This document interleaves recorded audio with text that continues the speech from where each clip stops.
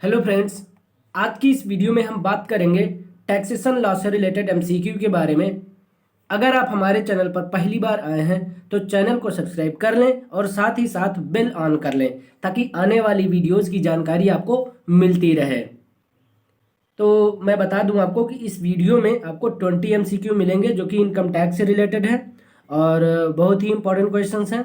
तो वीडियो को स्किप मत करिएगा, वीडियो को पूरा देखिएगा और इस वीडियो को आप अपने फ्रेंड्स के बीच ज़्यादा से ज़्यादा शेयर करिएगा ताकि आपके साथ साथ आपके फ्रेंड्स लोग भी अपने एग्जाम की तैयारी कर सकें। और लापरवाही बिल्कुल ना बरतें, जो पेपर्स पढ़ चुके हैं उनको बीच बीच में रिवाइज करते रहें और जो पेपर्स करंट में चल रहा है उसको आप डेली के डेली तैयार करते रहें। ठीक है, तो वीडियो में हमारे साथ अंत तक बने रहिएगा। चलिए बात करते हैं एमसीक्यू की। क्वेश्चन नंबर पहला क्या कहता है कि निम्नलिखित में से कौन सी आय कर मुक्त है। मतलब आपको यहां पर बताना है कि which of the following allowance is exempted.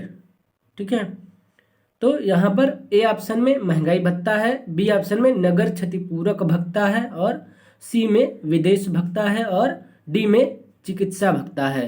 ठीक है, तो यहाँ पर आपको बताना है कि कौन सी आय है जो कर मुक्त है। ठीक है, तो आपको याद रखना है विदेश भत्ता। इन ऑप्शंस में आपका सी ऑप्शन बिल्कुल सही होगा, विदेश भत्ता। क्वेश्चन नंबर दूसरा क्या कहता है, क्वेश्चन नंबर दूसरा कहता है कि शिक्षा भत्ता कर मुक्त है। तो आपको बताना है कि दो व्यक्तियों के लिए। ठीक, शिक्षा भत्ता जो है कर मुक्त है तो दो व्यक्तियों के लिए।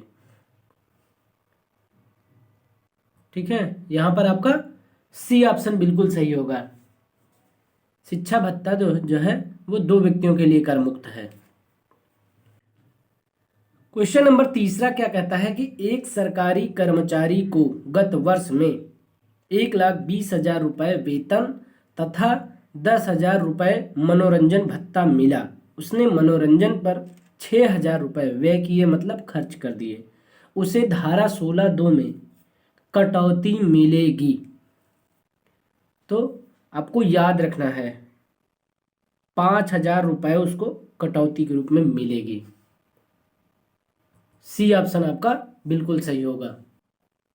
क्वेश्चन नंबर 4 क्या कहता है कि निम्न में से कौन सा भत्ता आयकर से पूर्णतः कर मुक्त है।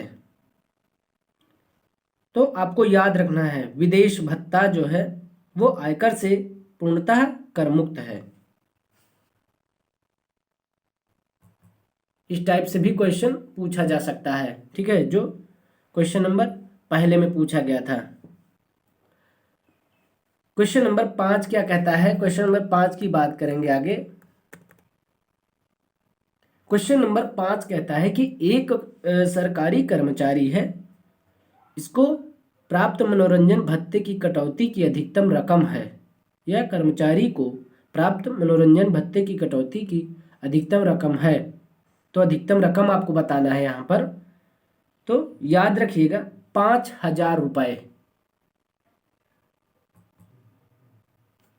ठीक है, यहाँ पर आपका ए ऑप्शन बिल्कुल सही होगा। क्वेश्चन नंबर 6 क्या कहता है, क्वेश्चन नंबर 6 कहता है कि सकल वेतन में से कटौती मिलती है। तो आपको याद रखना है सकल वेतन में से कटौती मिलती है तो व्यवसाय कर पर, इस पर व्यवसाय कर पर, मतलब ए ऑप्शन सही होगा यहाँ पर आपका। चलिए आगे बात करते हैं क्वेश्चन नंबर 7 की। क्वेश्चन नंबर 7 कहता है कि वेतन में शामिल है। तो आपको याद रखना है, देखिए वेतन में मजदूरी भी शामिल है, मजदूरी करोगे तब भी वेतन के रूप में मिलता है पैसा, पेंशन भी, और बिक्री पर कमीशन। ठीक है, तो यहां पर ये सभी हैं, डी ऑप्शन बिल्कुल सही होगा आपका। चलिए आगे बात करते हैं क्वेश्चन नंबर 8 की। क्वेश्चन नंबर 8 क्या कहता है कि वेतन में शामिल होते हैं। अब क्या शामिल होते हैं आपको बताना है, तो ये सभी, ठीक है, डी ऑप्शन यहाँ पर सही होगा। मतलब वेतन में शामिल होते हैं नकद प्राप्तियां, अनुलाभ, वेतन के स्थान पर लाभ, ठीक है, तो यहाँ पर ये सभी होगा, डी ऑप्शन सही होगा आपका। क्वेश्चन नंबर 9 क्या कहता है? क्वेश्चन नंबर 9 कहता है कि मनोरंजन भत्ते की छूट मिलती है। तो मनोरंजन भत्ते की छूट मिलती है, याद रखिएगा, सरकारी कर्मचारी को मिलती है, ठीक है।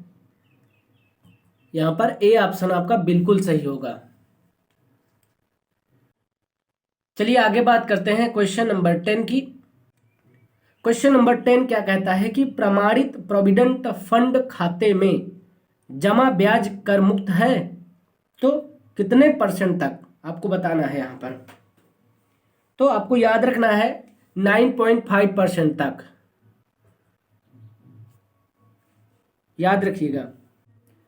चलिए क्वेश्चन नंबर 11 की बात करते हैं। क्वेश्चन नंबर 11 कहता है कि कर्मचारी को 12 लाख जनसंख्या वाले शहर में नियोक्ता का मकान रहने को दिया गया है।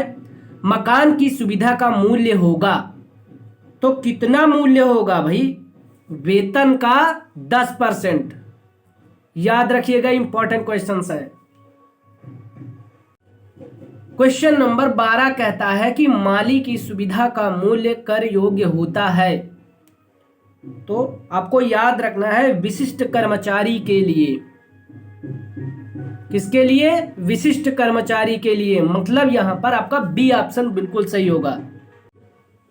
क्वेश्चन नंबर 13 क्या कहता है कि नियोक्ता के लिए, ध्यान से सुनिएगा, नियोक्ता के लिए शिक्षा की लागत 1200 रुपए प्रति माह प्रति बच्चा है। कर्मचारी के लिए बच्चे की निःशुल्क शिक्षा के लिए कर योग्य मूल्य होगा।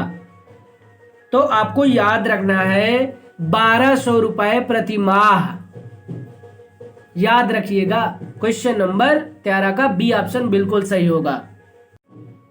क्वेश्चन नंबर 14 कहता है कि निजी चिकित्सालय बिलों की प्रतिपूर्ति कर मुक्त होती है। तो कितने तक कर मुक्त होती है भाई, बताना है आपको। सही ऑप्शन बताइए। याद रखिएगा 0 होता है। निजी चिकित्सालय बिलों की प्रतिपूर्ति कर मुक्त होती है तो 0 होती है, ठीक है। बी ऑप्शन आपका बिल्कुल सही होगा। क्वेश्चन नंबर 15 क्या कहता है कि मकान किराया भत्ता,